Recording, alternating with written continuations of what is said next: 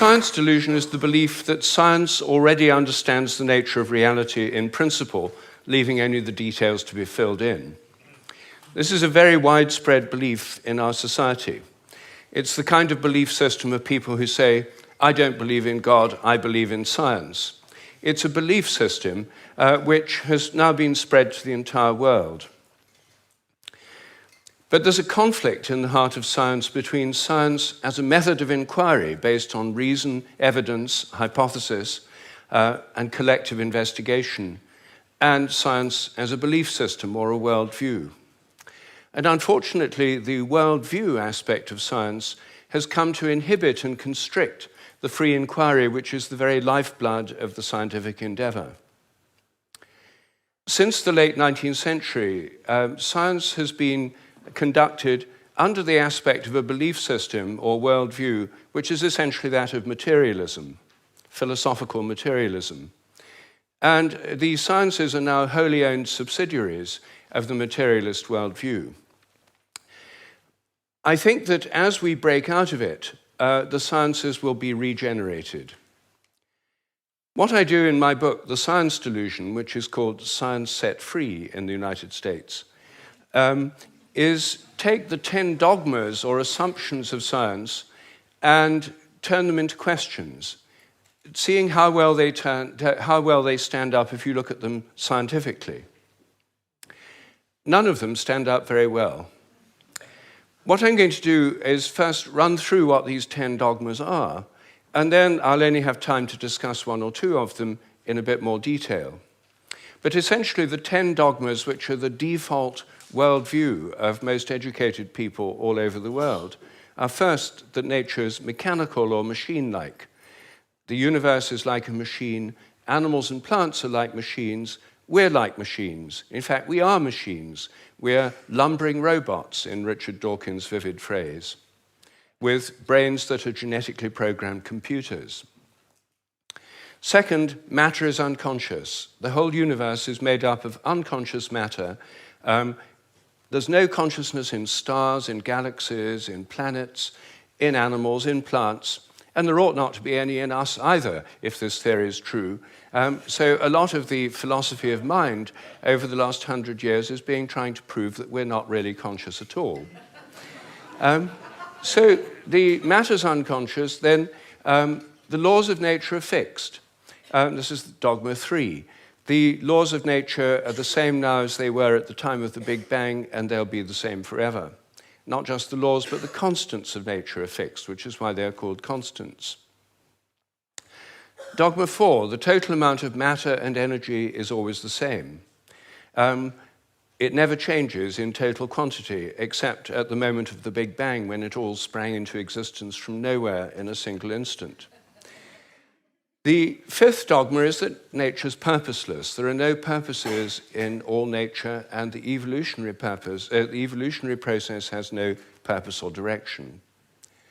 Dogma 6, biological heredity is material. Everything you inherit is in your genes, or in epigenetic modifications of the genes, or in cytoplasmic inheritance. It's material. Dogma 7, memories are stored inside your brain as material traces. Somehow everything you remember is in your brain in modified nerve endings, phosphorylated proteins. No one knows how it works, but nevertheless, almost everyone in the scientific world believes it must be in the brain. Dogma 8, your mind is inside your head. All your consciousness is the activity of your brain and nothing more. Dogma 9, which follows from dogma 8, psychic phenomena like telepathy are impossible. Your thoughts and intentions cannot have any effect at a distance because your mind's inside your head. Therefore, all the apparent evidence for telepathy and other psychic phenomena is illusory. People believe these things happen, but it's just because they don't know enough about statistics, or they're deceived by coincidences, or it's wishful thinking. And dogma 10, mechanistic medicine is the only kind that really works. That's why governments only fund research into mechanistic medicine and ignore complementary and alternative therapies. Those can't possibly really work because they're not mechanistic. They may appear to work because people would have got better anyway, or because of the placebo effect. But the only kind that really works is mechanistic medicine. Well, this is the default worldview, which is held by almost all educated people all over the world. It's the basis of the educational system, the National Health Service, the Medical Research Council, governments, and it's just the default worldview of educated people. But I think every one of these dogmas is very, very questionable. And when you look at it, they fall apart. I'm going to take first the idea that the laws of nature are fixed. This is a hangover from an older worldview before the 1960s, when the Big Bang theory came in. People thought that the whole universe was eternal, governed by eternal mathematical laws. When the Big Bang came in, then that assumption continued, even though the Big Bang revealed a universe that's radically evolutionary, about 14 billion years old, growing and developing and evolving for 14 billion years, growing and cooling, and more structures and patterns appear within it.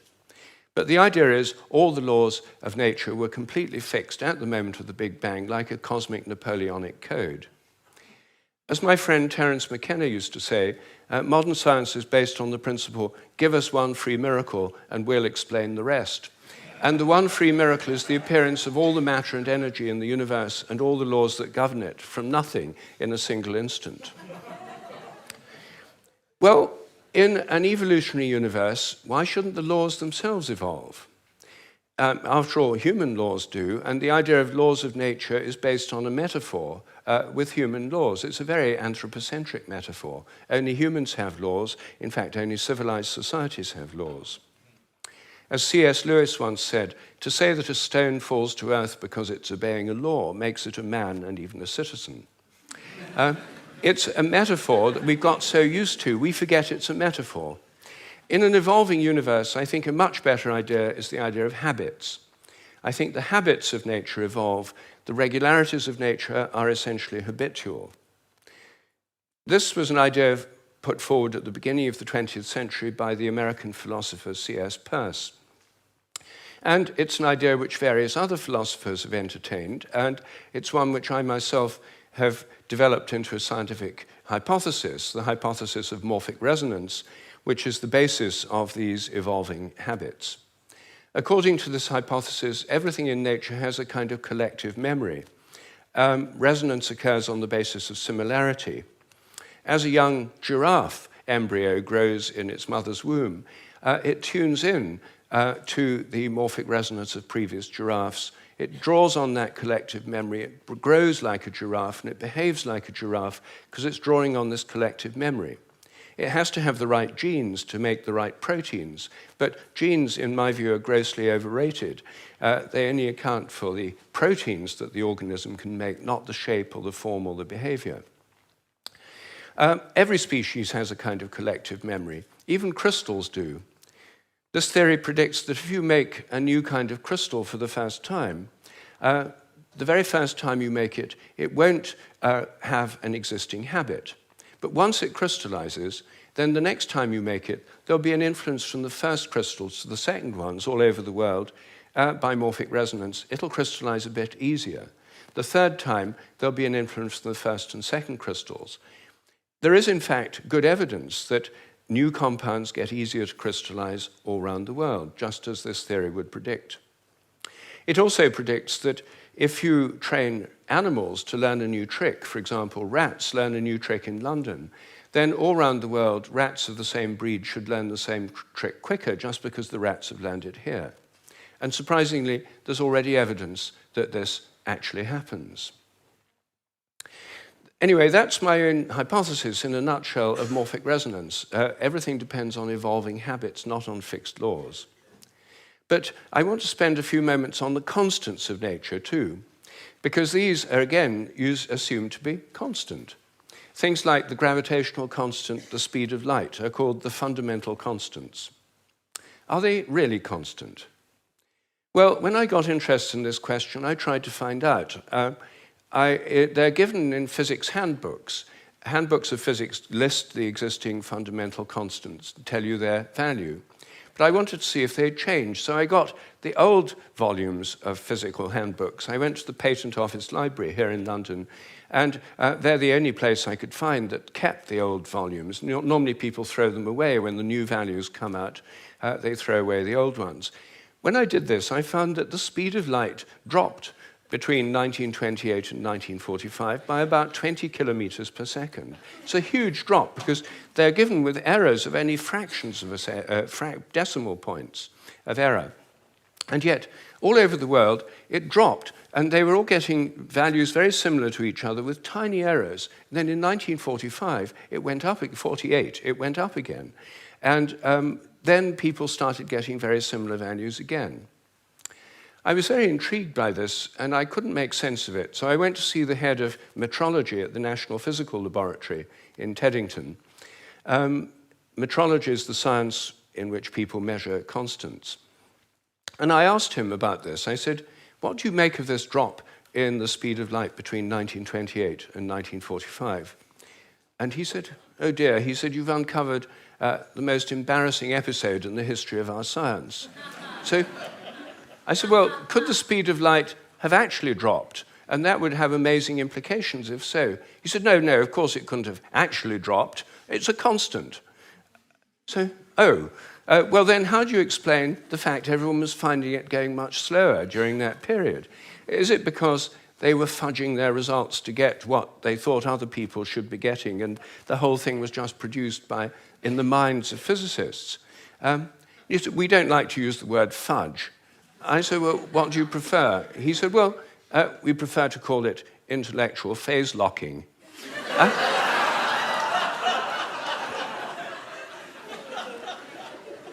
So I said, well, if it was going on then, how can we be so sure it's not going on today? And that the present values are produced by intellectual phase locking.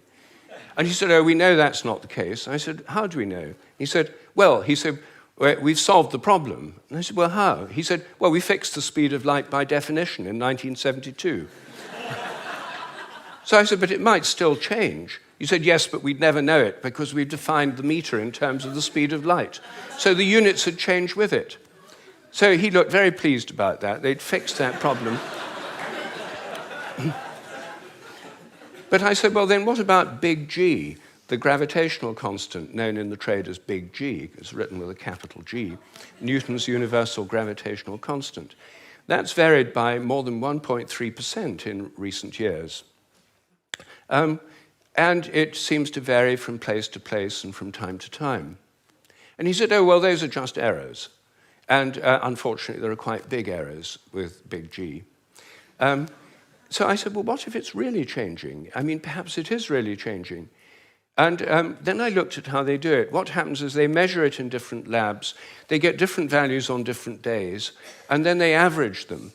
And then other labs around the world do the same, and they come out usually with a rather different average. And then the International Committee on Metrology meets every 10 years or so and average the ones from labs around the world to come up with the value of big G. But what if G were actually fluctuating? What if it changed? There's already evidence, actually, that it changes throughout the day and throughout the year. What if the Earth, as it moves through the galactic environment, went through patches of dark matter or other environmental factors that could alter it? Maybe they all change together. What if these errors are going up together and down together? For more than 10 years, I've been trying to persuade metrologists to look at the raw data. In fact, I'm now trying to persuade them to put it online on the internet with the dates and the actual measurements and see if they're correlated, to see if they're all up at one time, all down at another. If so, they might be fluctuating together, and that would tell us something very, very interesting. But no one has done this. They haven't done it because G is a constant. There's no point looking for changes. You see, here's a very simple example of where a dogmatic assumption actually inhibits inquiry. I myself think that the constants may vary quite considerably, within narrow limits, but they may all be varying. And I think the day will come when scientific journals like Nature have a weekly report on the constants, like stock market reports in newspapers. You know, this week, big G was slightly up, the charge on the electron was down, the speed of light held steady, and so on. That's one area, just one area where I think thinking less dogmatically could open things up. One of the biggest areas is the nature of the mind. This is the most unsolved problem, as Graham just said, that science simply can't deal with the fact we're conscious. And it can't deal with the fact that our thoughts don't seem to be inside our brains.